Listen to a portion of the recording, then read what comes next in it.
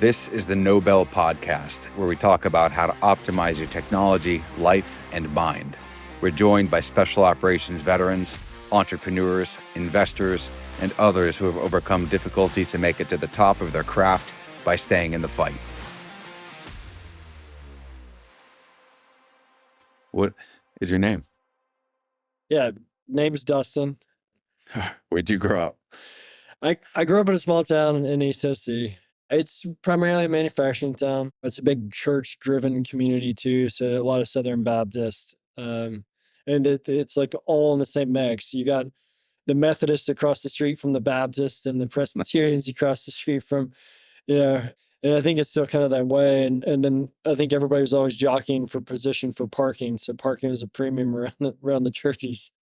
It's brought it out. There's been, there's through manufacturing, and there's a lot of foreign direct investment and management teams coming in our area. So there was a really unique blend of there'd be like Korean kids at our school, and there'd be German kids at our school. We had a foreign exchange student stay with us when I was a kid. He was going to high school, and my mom kind of got embedded with it and, got in the mix, and he actually stayed with us for a while.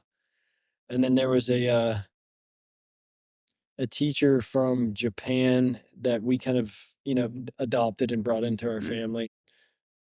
I got a pretty good look at the international broader landscape as a young kid without ever having left. And I didn't actually leave until 23 years later. So we had Mike ZeroEyes CEO on the podcast.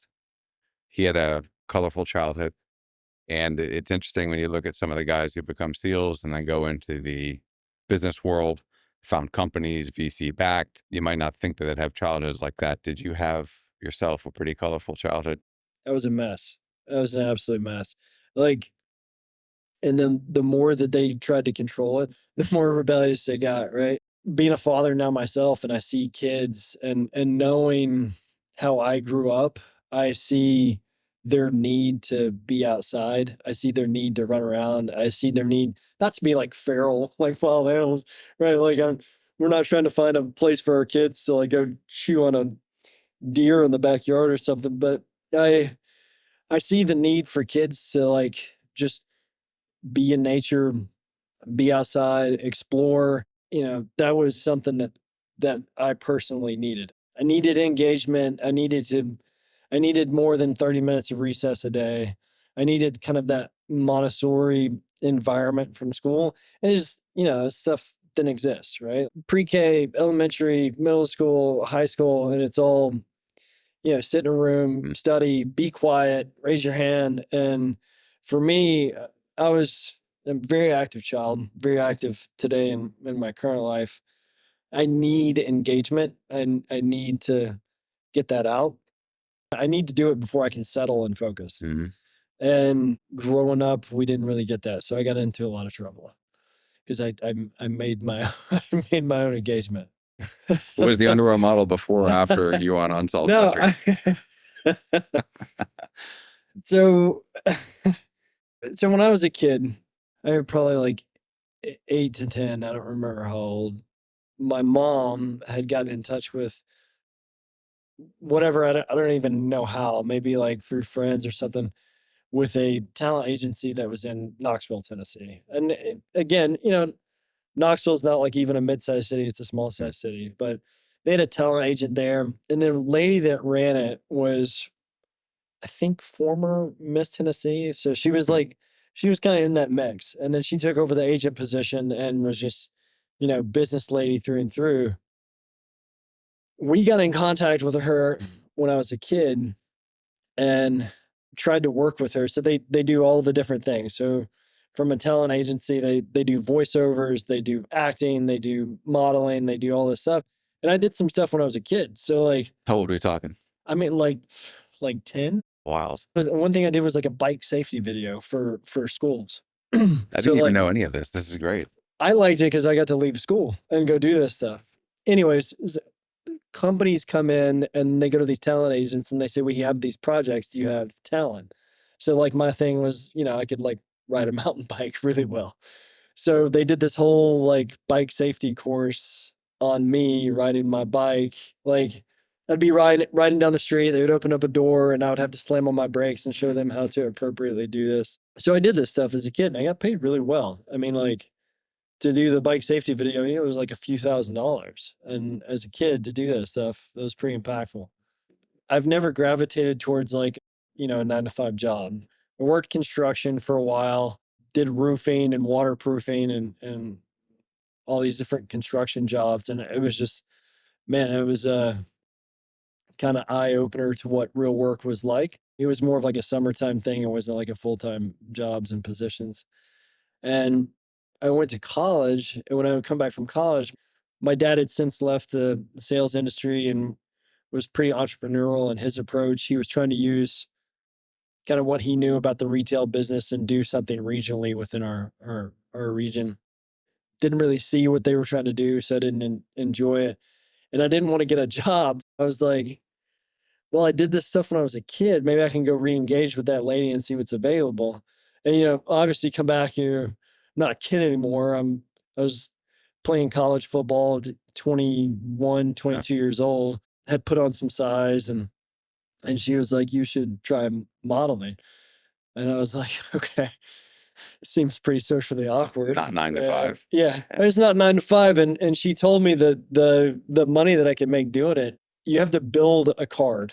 You have to build like essentially your CV or whatever. I didn't have any money. She funded me the money to go do this shoot, and I show up, and there's this guy there that he was previously in New York. He worked for her, and they got picked up by a talent agent in New York, and he was making crazy money. Like he went full model, was making all this money, and he got into this is the story I was told.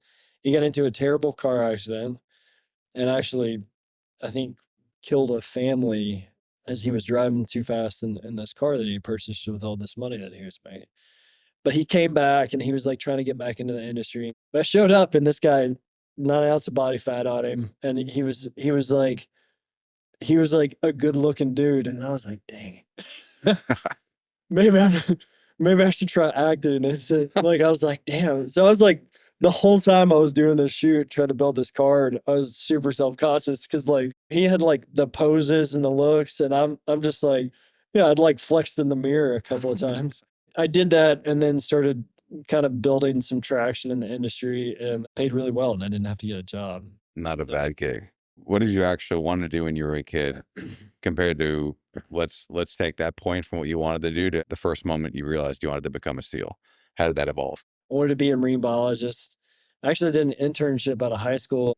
Education didn't come naturally to me, and those types of educational pursuits, you have to be on your game. I started those courses like, nope, this isn't happening.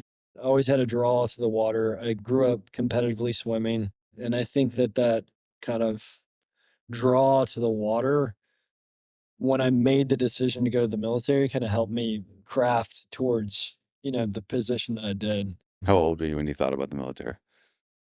Like 6 months before I went in. Oh my God. So early 20s. I enjoy adventure.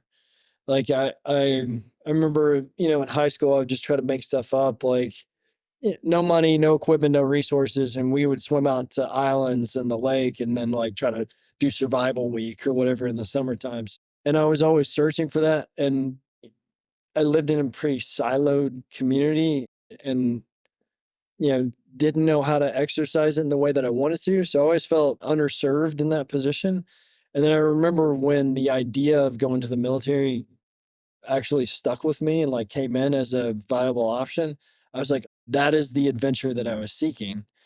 And so my jump into the military was like kind of twofold, right? It's like what I discovered after I got in, which is completely different than what I thought it would be. I was seeking an adventure, and I don't like it could have been anything, but I wanted it to be bigger. Like I wanted it to be something that had a little bit of weight to it.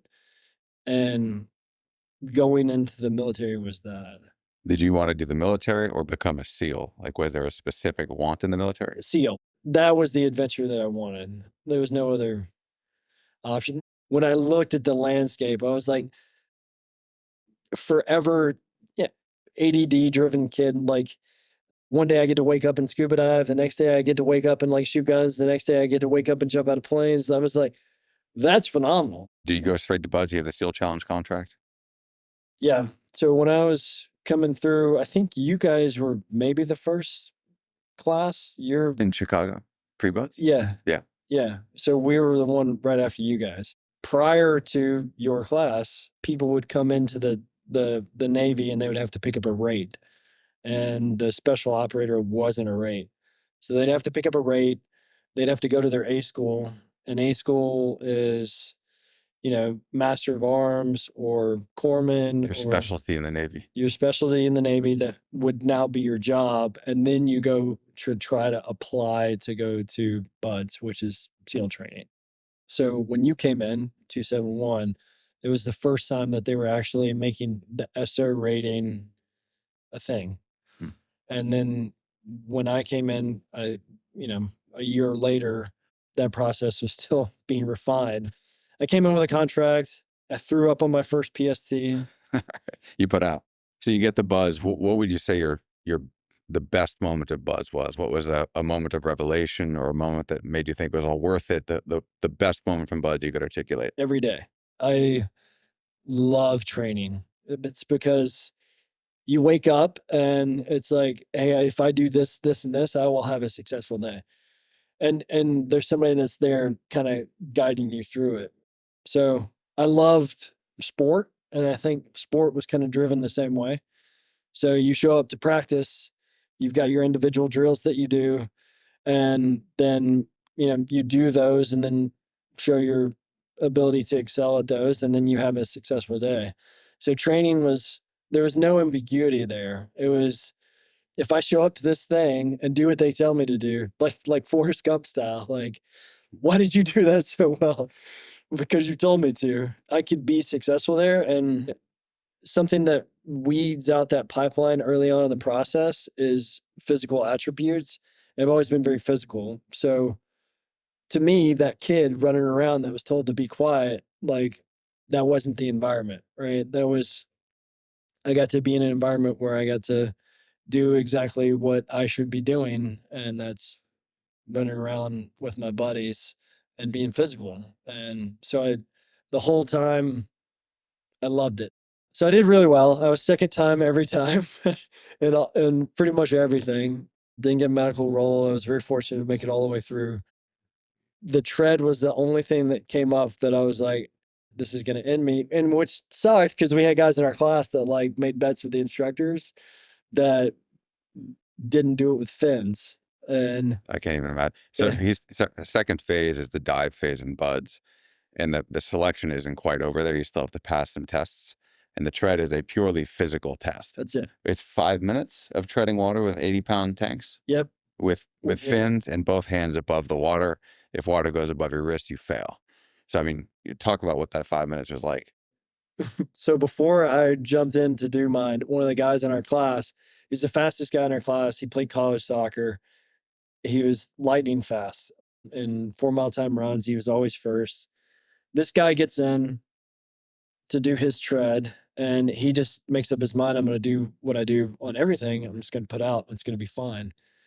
So I hear him. You can't face the other guys behind you. You have to face away. And I hear them jump in. And then about 3 minutes in, the noises that I heard, like things just went south for him really quickly, like an injured animal and a bunch of wild beasts just coming out. And then you just hear them all come around him. He's gargling and drowning and like he's just having the worst time. And then he goes out. So like he, inhales water, goes out. They bring him up out on the pool deck and we're, like, what's going on? And look over and they, he's out and the hand of life, they smack him. He comes back up, coughs up some water, and he was trying to put out so hard because that's what he knew from running. His legs just started kicking again, like he was still trying to go, which is awesome because that's the quality of human that goes to that program. Is like he was out, and the only thing that was stopping him from trying was because he was literally unconscious. I'm And then, still alive, therefore I'm going to keep kicking. right, Yeah. right. So then I'm like, all right, I'm going next.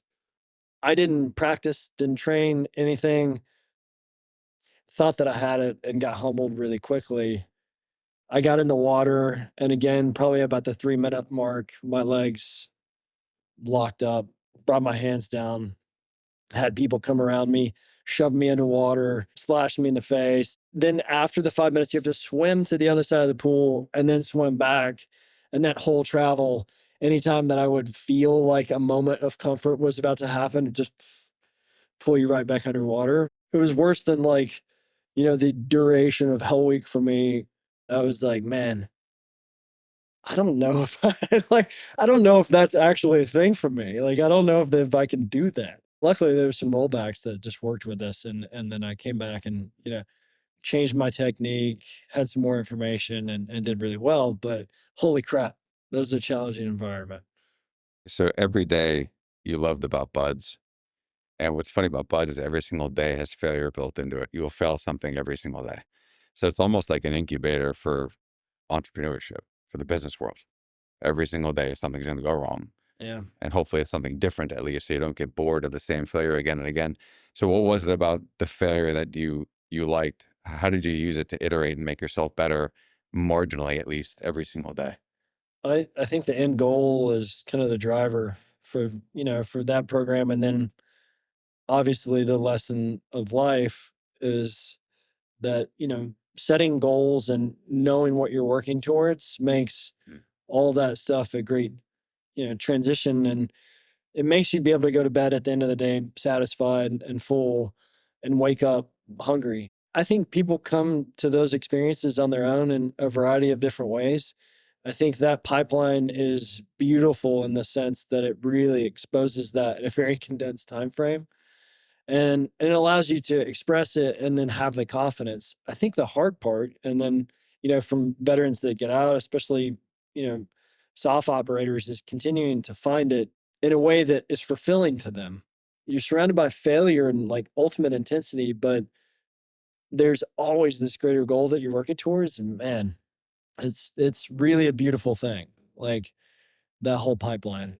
I don't know that there's another option for me outside of entrepreneurship. The idea of finding a big problem, building a team around it, and then just starting to hack away at it and like realizing that you're really good at something, I'm really good at something, this person's really good at something, and then defining that, it's a good thing. And there's challenges along the way understanding those things, but it's ebbs and flows, right? And being able to take those failures and turn them into successes. So you endured the beautiful misery of buds, SEAL selection. You make it to the SEAL teams. For you and I meet. Let's condense your time in the teams down to what was the best aspect of the teams, the best moment of the teams, your favorite memory. I'd section it out in two things. So in real time, in the moment, I'd say again the training. It's just so good, man. And then in reflection, I can appreciate the deployments, right? And preparing for those moments, and then getting to those moments, and then being like, this is the kind of accumulation of all of that what I just did, and then the application of it, and it's humbling, it's exciting, it's terrifying. Those are kind of the two buckets I would put those two things in. How about on deployment? So like you and I did 2 deployments together. We saw the full spectrum of mission types. What would you say your favorite style was? Was it direct action, the guerrilla warfare? Like what was it and why? If I were to go through of like boxes that I wanted to check, I would say that a lot of those boxes were checked. They weren't checked multiple times, but they were checked. On deployment, I think my favorite kind of things to engage with. My first one we did all flyways, meaning I would go get on a helicopter, I would go get dropped off somewhere, I would sit in that place for 2 days, I would get picked up by a helicopter and come back. I remember my team lead at the time talking to me about mortgages, and like he gave me like a financial education on, because he's already married, had kids, bought houses, and had investments and stuff. And I literally learned for like what a mortgage rate was and how to take out a mortgage on a home on top of a mountaintop in a third world country. So those moments were like really, really special. And just, kind of the day-to-day nuances. Life exists differently when you're in an environment like that. The ones that I didn't like the most were walking around in the middle of the night with me and four other guys for, miles and miles, and knowing that in the environment I was walking around in, at any given point in time, I could lose the leg. That was very stressful. And you and I both know guys that have experienced that. Just knowing that that was a thing is was tough. It made it hard to like focus on the next step. So I think there's a lot of stuff that you got to kind of plow down just to move forward in those environments, which is also again kind of a beautiful thing. Yeah. In reflection, thinking about that, it's very fortunate that we're sitting here today without any potential injuries that could have taken place or were very near in taking place. What was the point at which you knew you were not going to make the military career and you were thinking about getting out?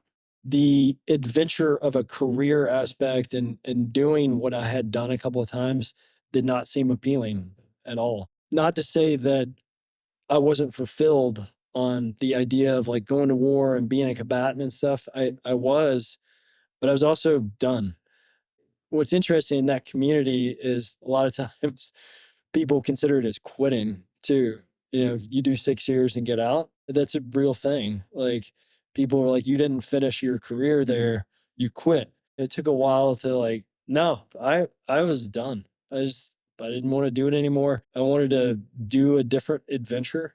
So like what's found out of the Navy between that and between 2018 when you founded ZeroEyes, what did you get into and what was your transition like? The psychological part, the emotional part, the experiential part? Yeah. So when I got out, I did have a bit of a plan. I wanted to finish college. I applied to some colleges while I was getting out of the military, and they pretty much all came back to me and were like, A, your transcripts are terrible. And B, you should take like a community college class and try to like show somebody some traction. It sucked. I had plans. I wanted to go to the University of Colorado and I wanted to move to Boulder. I wanted to get an education. Knowing that I need to do that, I started, what's the next steps? How do I figure this out? And a former SEAL in Nashville, Tennessee, he got me work. And I was looking at taking a job with them.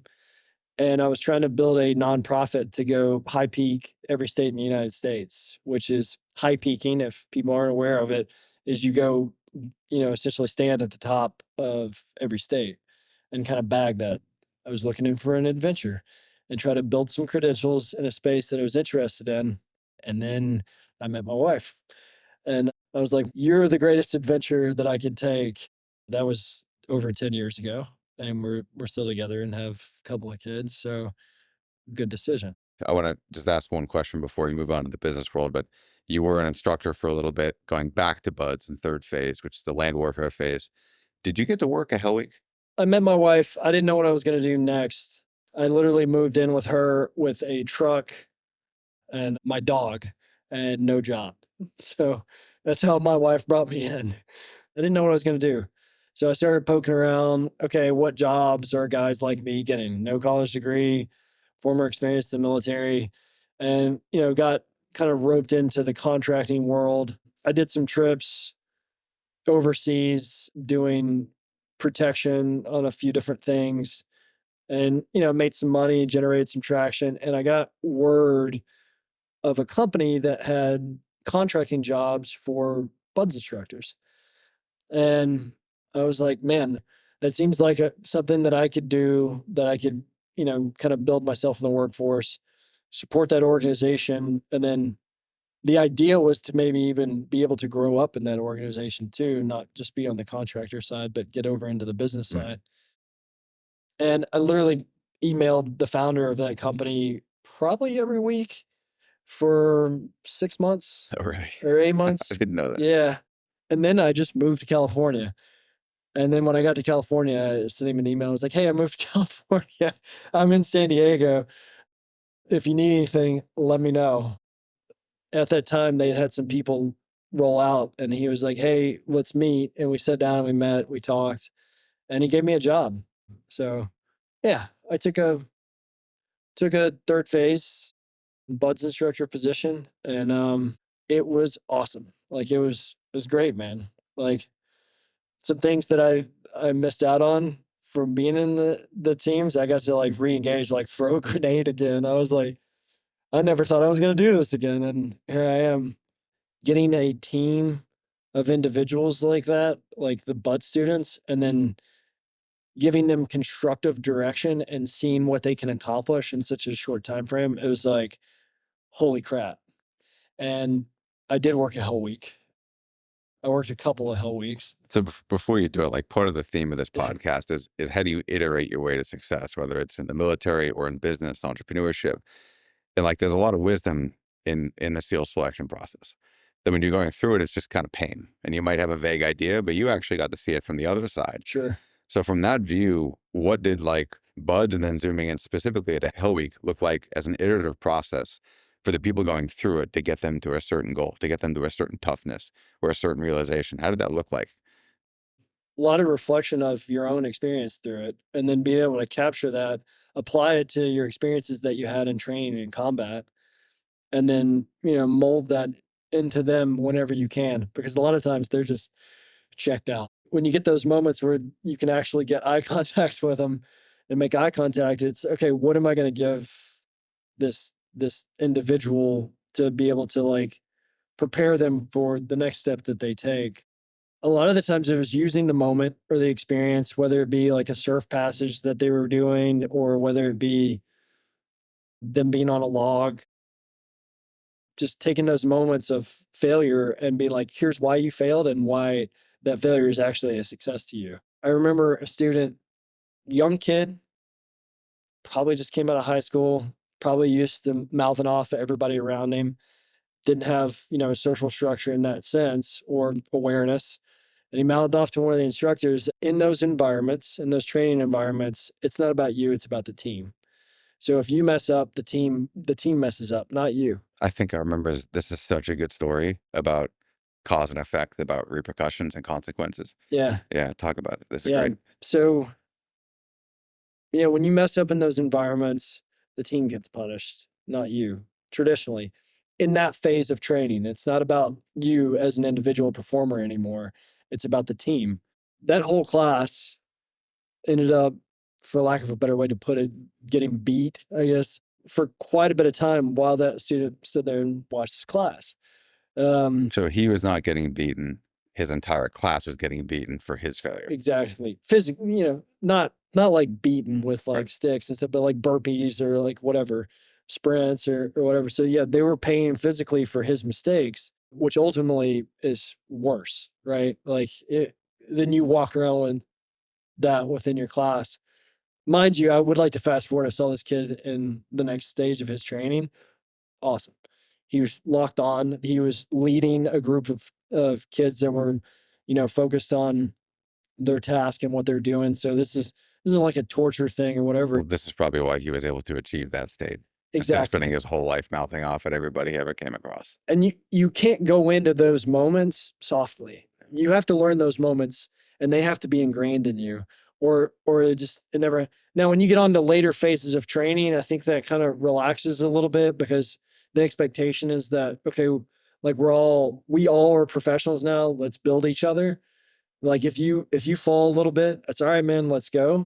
And so I remember sitting down with his class after that whole thing. It was like, we all knew that it was bad. Like we all knew it was bad. And I remember sitting down with those guys and being like, guys, what's the definition of a good gift? And nobody said anything. I was like, something that you want, but you're not going to get for yourself. And that's what we just gave you.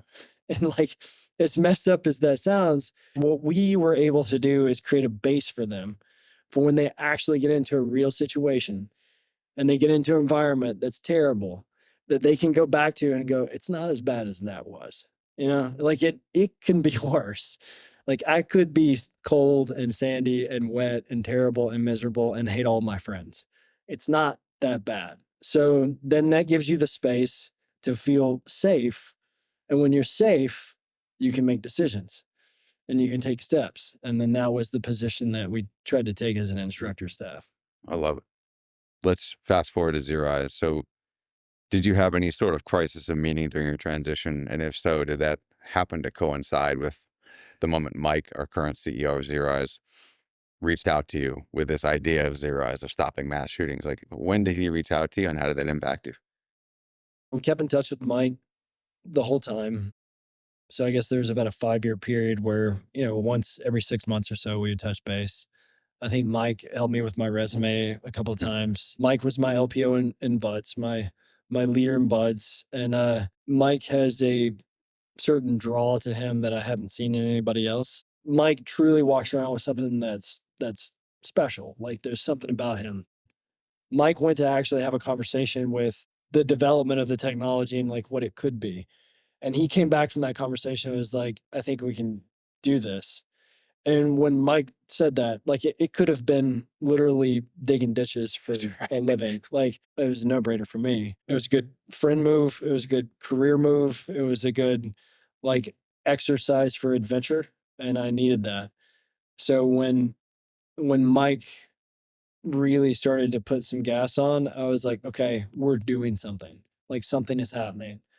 And I remember the first time coming up to Philly to kind of workshop it. And then in reflection and knowing what I know about entrepreneurship now, it doesn't matter what the product is or what the software is or whatever, it's the team.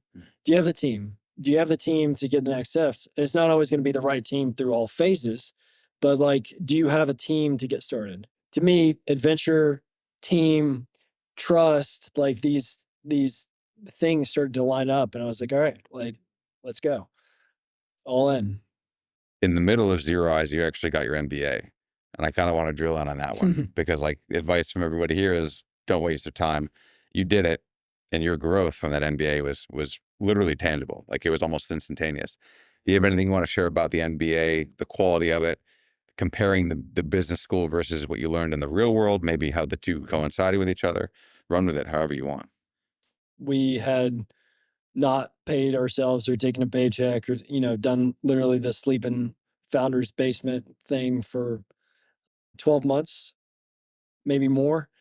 And we had just taken our first round of funding. The pandemic happened. I had my first kid and I started Vanderbilt MBA program all at once. You and Mike and Rob were kind of inspirational in the sense that, I'd known you guys in the military. I had known what you guys could do. And we had worked together as peers and positions. And I remember starting Zero Eyes and feeling very under a position of being able to contribute in ways that, business sense would be needed. But there was a language there that I just didn't know. So, I had you guys to kind of look at that and be like, okay, I've seen the transition with these guys too. And whether you guys think that you needed it or you didn't, there was just a level of language that was there that didn't exist prior.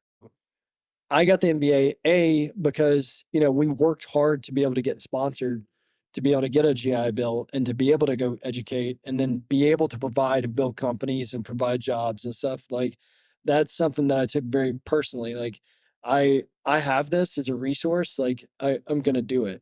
I might as well have gone and learned like Spanish for 2 years and then moved to South America, right? Like I went and got an MBA. I learned that language. And when you can have a higher level conversation, you can go into deeper things. And when you can go into deeper things, you can really solve problems. And I didn't want there to be a barrier there. And it allowed me to draw on different resources and make decisions. And something that would have taken me years to sit down and like figure out which book I need to read or like which podcast I need to listen to, whatever. It condensed it and gave me an outlet that now I can work from. Real quick, lightning round. 3 books and or 3 movies you think everybody should read and or watch?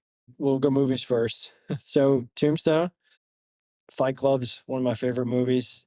Come back to the third one. Books.